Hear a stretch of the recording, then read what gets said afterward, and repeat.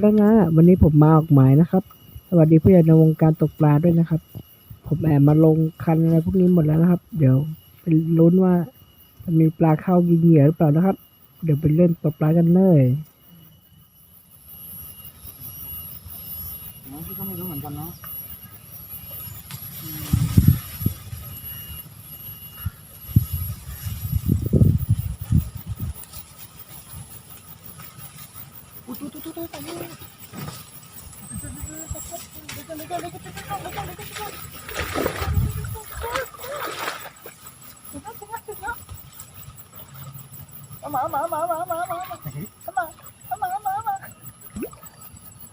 nhớ rồi nhớ nhớ nhớ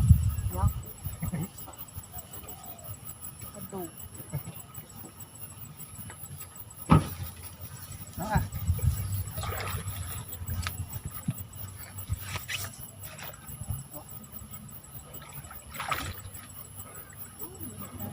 cái này hả ôi trời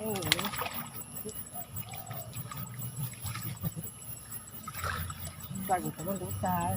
cái kiểu no ở đấy đấy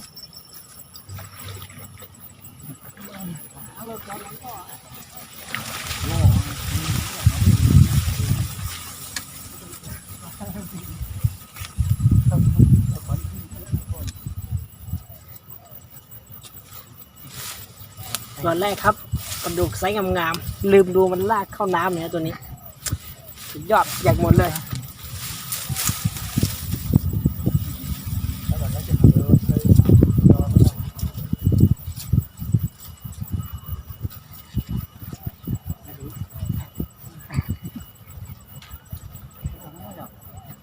có để tôi phải chó kìa rất là tay ra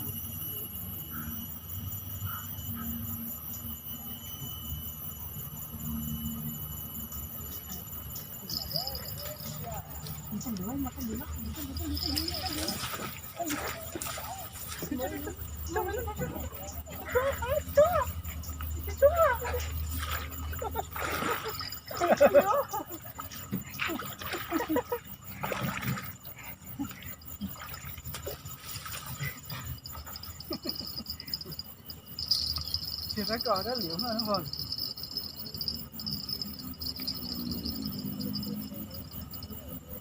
cái liệu trong nó cũng mì thôi còn nó có là còn có này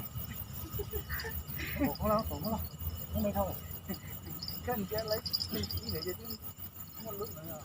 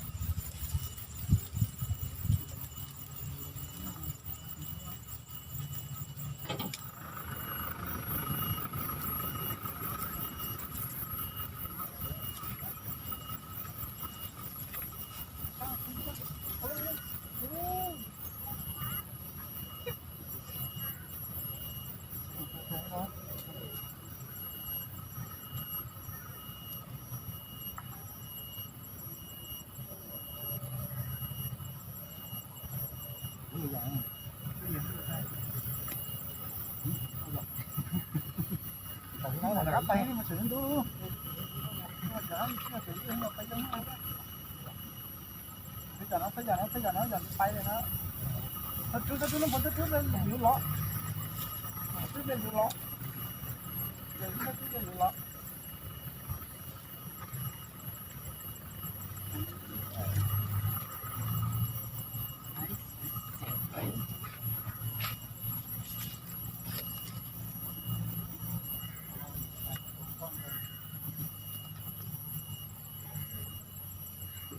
ทำหนวดทำหนวด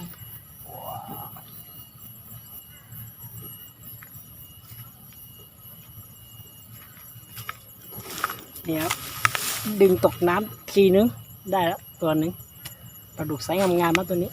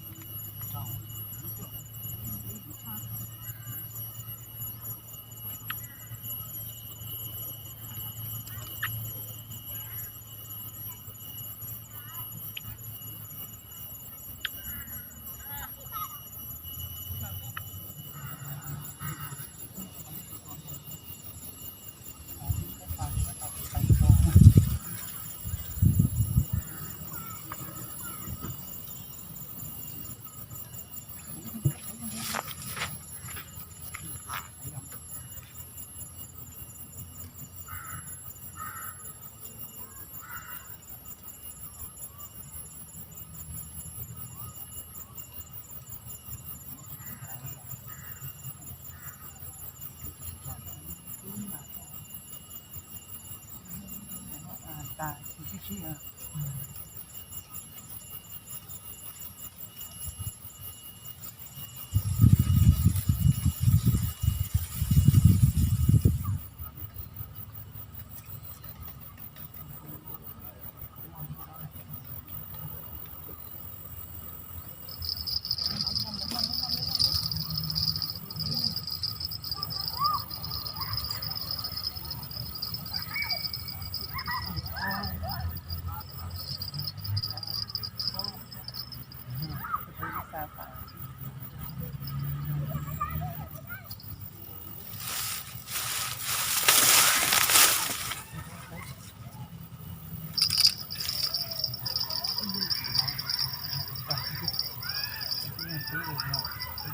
ก็ได้เดี๋ยวหมดที่ต่อได้ ใช่เลยเนี่ยจุ้ยเลย ที่ได้เนี่ยที่ต่อ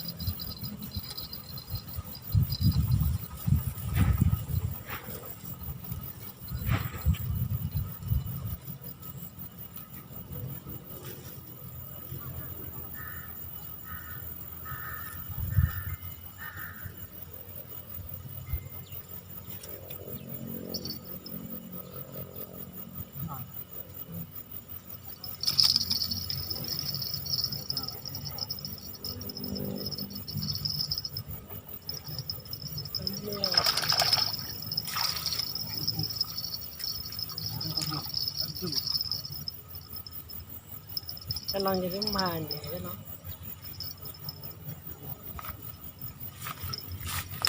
แต้มหนึ่งครับไซส์งามๆปลาดุกอย่างเดียวนะครับก็นอนจะได้มาเดี๋ยว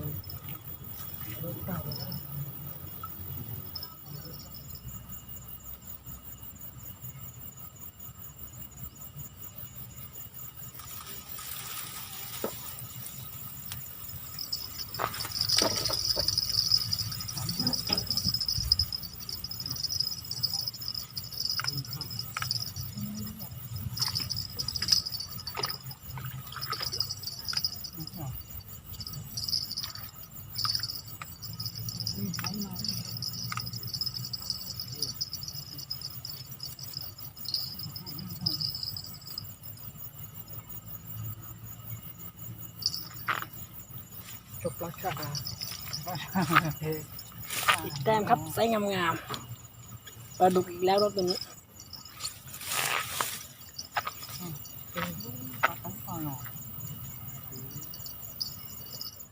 ไม่เดาแล้ว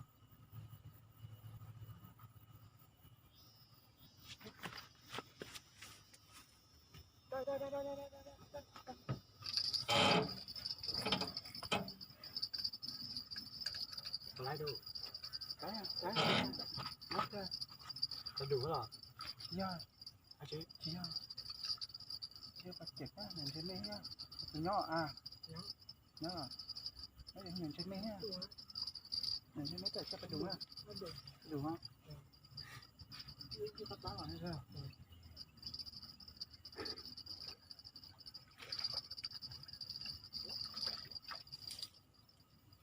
เราไปดูแต่เนาะดูอย่าง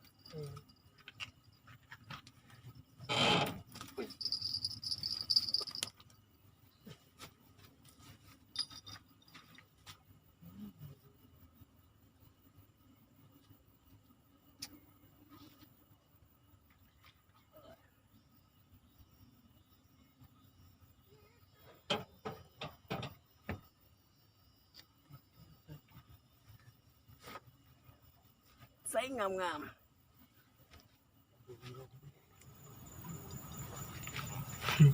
เดี๋ยวต่อ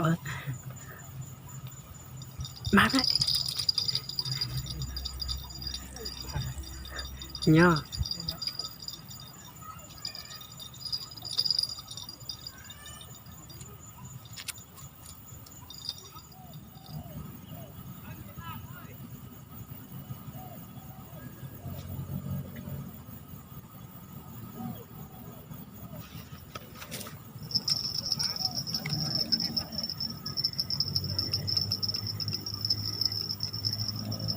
ของอย่างตัว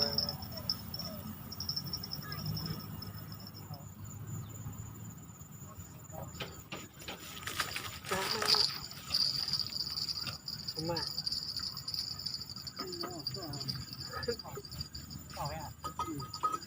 เป็นไรย่อเป็นไรโผล่ๆว่าเรียกที่เจ้าเตะเนาะไม่ตู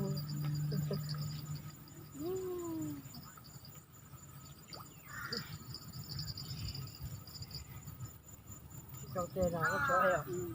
ไม่ตูเนี่ย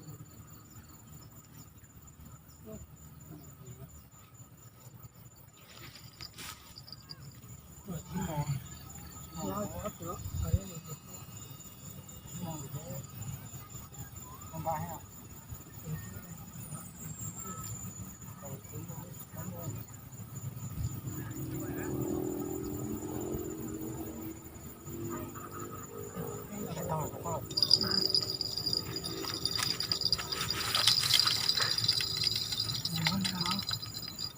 ใช่เอ้า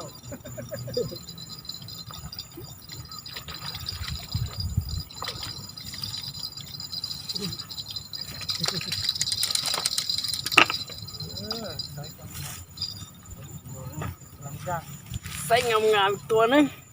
ก่อนกลับบ้านครับตัวนี้ยังไงก็ถือว่ามัวตัวเราได้เวลาของเราแล้วครับหน้าเดี๋ยวเจอกันอีพีหน้าครับเดี๋ยวให้ดูผลงานวันนี้นะ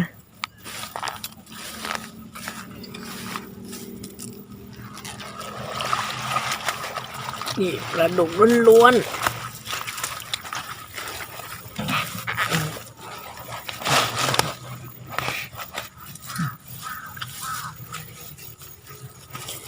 ทำให้ดูนะแป๊บนึง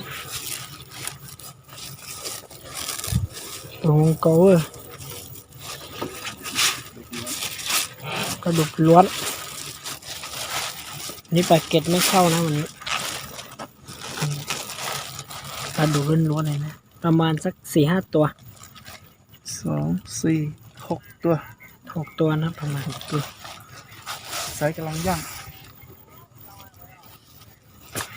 คือบรรยากาศหมายนะมีนั่นนะเขาตกอยู่ลายนู่น1 ท่าน 2 ท่านแล้วก็ตรงนี้อีก ฝั่งนี้ก็มีนะอีก2 ท่านเหมือนกัน